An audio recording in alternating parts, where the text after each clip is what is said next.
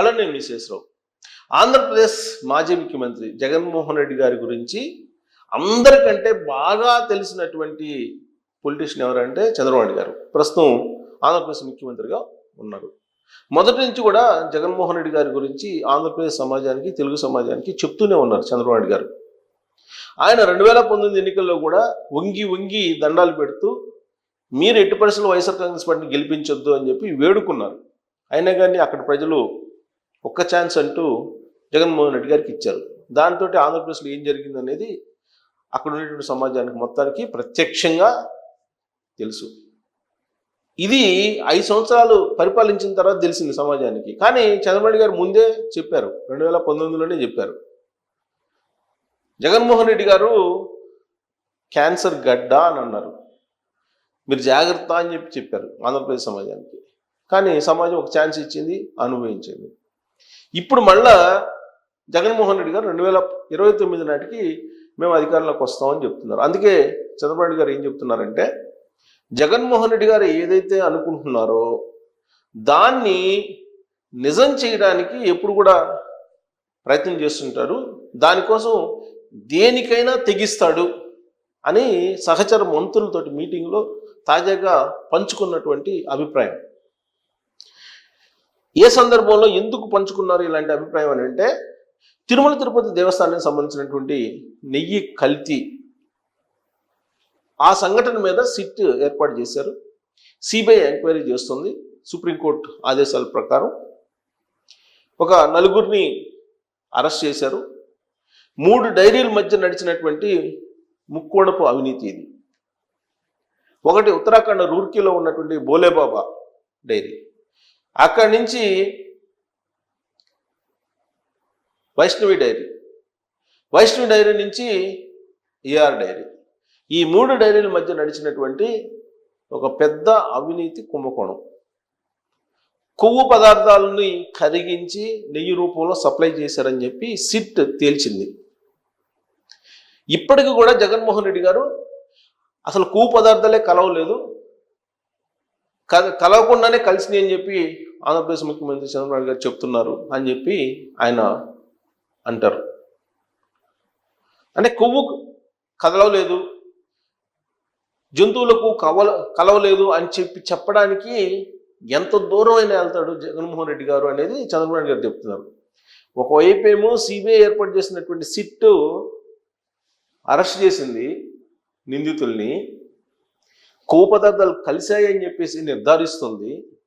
ఇంకొక వైపు జగన్మోహన్ రెడ్డి గారు లేదు కొవ్వు పదార్థాలు లేవు, దాంట్లో జంతు సంబంధించినట్టు కొవ్వు లేదు అని చెప్పేసి అని అంటారు.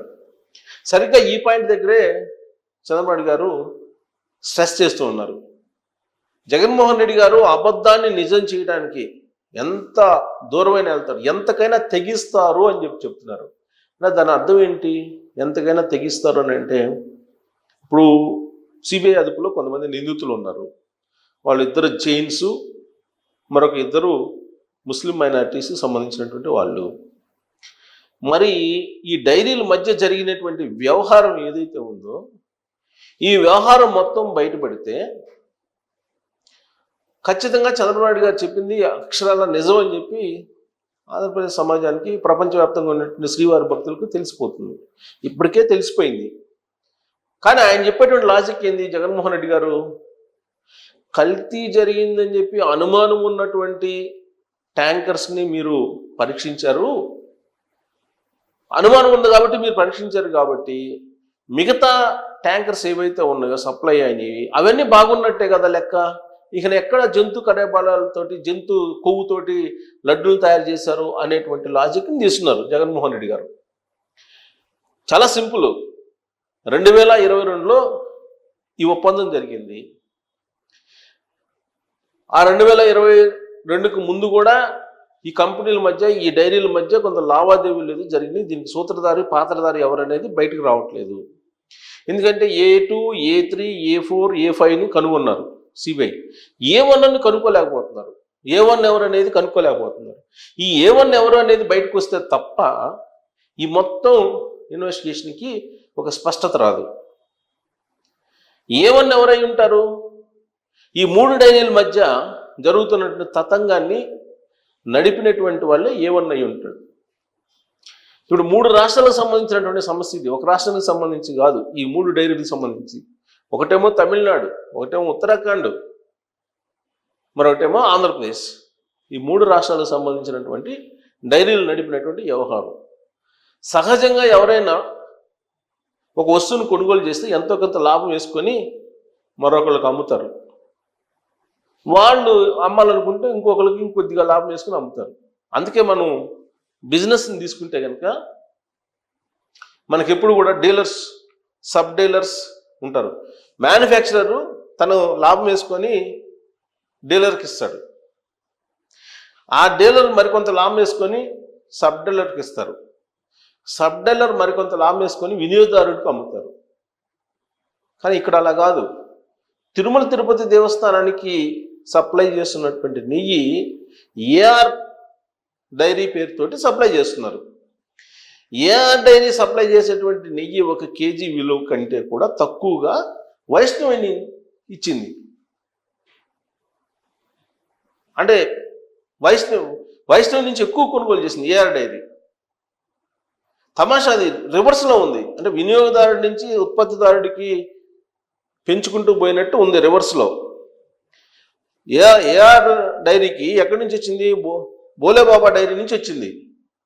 ఆ బోలేబాబా డైరీ కేజీ ఎంతో 299 రూపాయలకే ఇస్తే దాన్ని వైష్ణవి డైరీ తీసుకొని ఇది 229 దాన్ని 310కి తీసుకున్నారు. తీసుకొని దాన్ని మళ్ళా ఏఆర్ డైరీకి ఇంకా తక్కువకి ఇచ్చారు. సో ఇలా మొత్తం మీద ఏంటంటే తక్కువ రేట్కి తీసుకొని అది మొత్తం మ్యానిపులేట్ చేశారనేది కనుక్కున్నారు. కనుక్కోవడంతో పాటు వీళ్ళు ఏం చేశారంటే డైరెక్టర్లు మార్చేశారు విచిత్రంగా. కరెక్ట్గా ఇది బయటపడటానికి ముందుగా డైరెక్టర్లు మార్చేశారు. డైరెక్టర్లు మార్చేసి ఇప్పుడు ఆ కేసు నుంచి తప్పించుకునేటువంటి ప్రయత్నం చేస్తున్నారు. బహుశా అందుకేనే జగన్మోహన్ రెడ్డి గారు ఎంతకైనా తెగిస్తారని చెప్పి చంద్రబాబు గారు చెప్తున్నారు. ఇప్పుడు దాంట్లో ఉండే సాక్షులు ఏం చేస్తారో తెలియదు, అందుకే అనుమానం వ్యక్తం చేస్తున్నారు చంద్రబాబు గారు. ఇప్పుడు ఆ డైరెక్టర్లు ఏం చేస్తారో తెలియదు, ఎందుకంటే అసలు డైరెక్టర్లు మార్చేశారు. ఆ జైన్స్ ఎవరైతే ఉన్నారో జైన్స్ ఇది బోలేబాబా డైరీలో ఆ బోలేబాబా డైరీకి సంబంధించిన డైరెక్టర్స్ మారిపోయి వాళ్ళ కార్లకి డ్రైవర్లుగా పనిచేస్తున్నటువంటి వాళ్ళని డైరెక్టర్లుగా పెట్టారు ఆ కంపెనీలకి. వాళ్ళు ఏమైపోతారో తెలియదు ఇప్పుడు.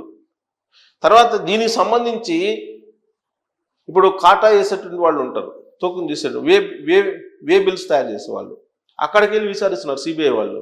వాళ్ళకి ఏం ప్రమాదమో తెలియదు. సో ఇలా రకరకాలుగా ఇప్పుడు తిరుమల తిరుపతి దేవస్థానానికి సంబంధించి నాణ్యత ప్రమాణాలు చూసేటువంటి సిబ్బంది ఉంటారు, వాళ్ళని విచారిస్తున్నారు. మరి వాళ్ళని ఏ విధంగా మ్యానిపులేట్ చేస్తారో అనేటువంటి అనుమానం కూడా చంద్రబాబు గారికి ఉంది.